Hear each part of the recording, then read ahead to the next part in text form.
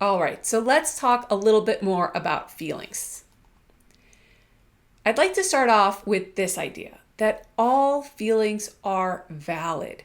And not only are all feelings valid, but there's no such thing as good feelings and bad feelings, or positive feelings and negative feelings, but rather there's just pleasant feelings and unpleasant feelings.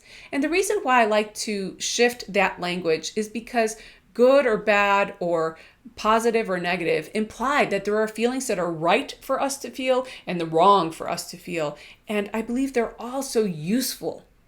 Certainly there's a big difference between those types of feelings that I'm like, yes, like I like this feeling, I want more of this feeling, and the kinds of feelings that you're like, no, I don't want to be feeling this anymore, like stop. There's a very clear experiential difference in that.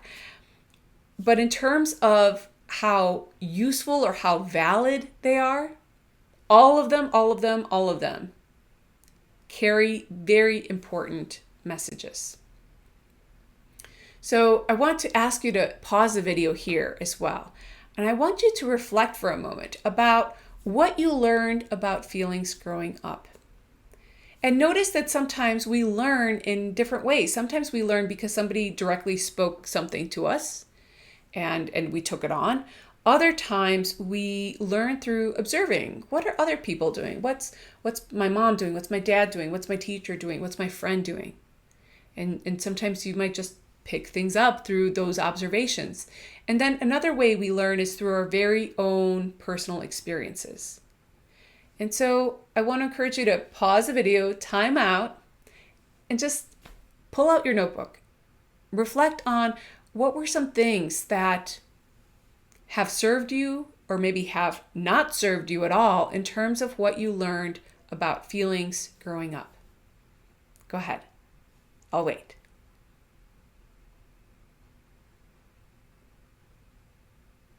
Okay, so what did you discover? Here are some of the things that I've heard people share with me before, and also a mix of what I learned growing up. It could be such things like feelings are inappropriate. Pleasant ones are okay, but unpleasant feelings you keep to yourself. Maybe that feelings are shameful, or that they're not logical, or simply they're just not useful. They get in the way. They get in the way of making important decisions. Something else that I learned was, that we're responsible for one another's feelings, that I'm responsible for you feeling good and you're responsible for me feeling good. I don't think that's served me very much anymore. Now I'm learning much more about that. What else did I learn? Sometimes I've heard people say that when they were little, they learned that their feelings were just too much, like too big. Calm down, settle down, don't cry, like that type of messaging. It's really interesting to see all the varieties of things we were taught growing up and how they've served us, how they haven't served us. I think it's important for us to recognize these so we can really reevaluate them consciously as an adult. From where I'm sitting today, do I choose to continue believing that? Or might I make space to get curious about other ways of relating with my feelings? So here's a list of feeling words. And you'll notice that it's not a full list. There are so many more feeling words. And we usually tend to use a very few number of feeling words. Usually it's happy, mad, sad. And that's about it. And we tend to utilize those same words over and over again. And I believe that that does us a disservice. It limits our ability to understand this powerful communication that's coming through. And so here's a little bit more of a lengthy list. A nice place to get started. And there's pleasant feelings and unpleasant feelings, and some that depend on what your experience in the moment, whether it seems pleasant or unpleasant. For example, surprise.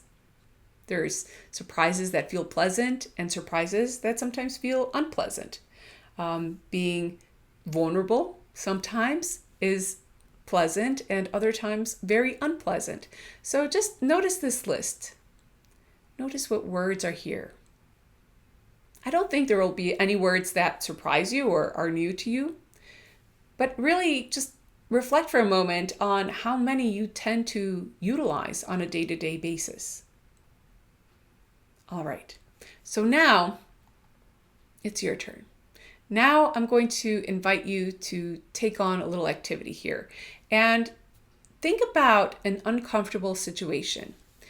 There's some parameters here. So first of all, I'm asking you to think about something that happened fairly recently, maybe within the last few days or the last week. And it wasn't a very pleasant situation. I'm encouraging you to choose one perhaps that involves another person. So some sort of interaction. It could have been with a cashier at the grocery store. It could have been with maybe a parent. It could have been at work with a coworker or your boss. And I would like for you to choose something that was bothersome, but not completely overwhelming, because we're going to utilize it for a little exercise here, a little activity. And so we want something to be able to work through, but also we want to take care of ourselves and not have something that's going to shut us down or bring us into a sense of high anxiety or panic. So just something that was a little bothersome, wasn't very pleasant, and that's the perfect type of situation to bring to this activity. Now, I'll give you one of my examples here. So my example is my friend didn't invite me to their party. And so that might be my little situation that came up. So take a moment, write that down.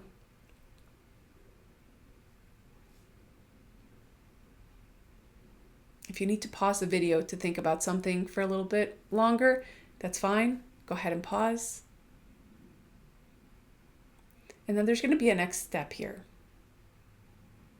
So let me give you that next step, and then if you'd like to take more time to write, that sounds good. All right, so the next step is to identify the feelings that you experienced in that situation. So I'll give you my example. My example in my friend not inviting me to their party, I felt confused. Like, why is this happening? I felt hurt. Like it was an ouch sort of moment for me. And then also just sad.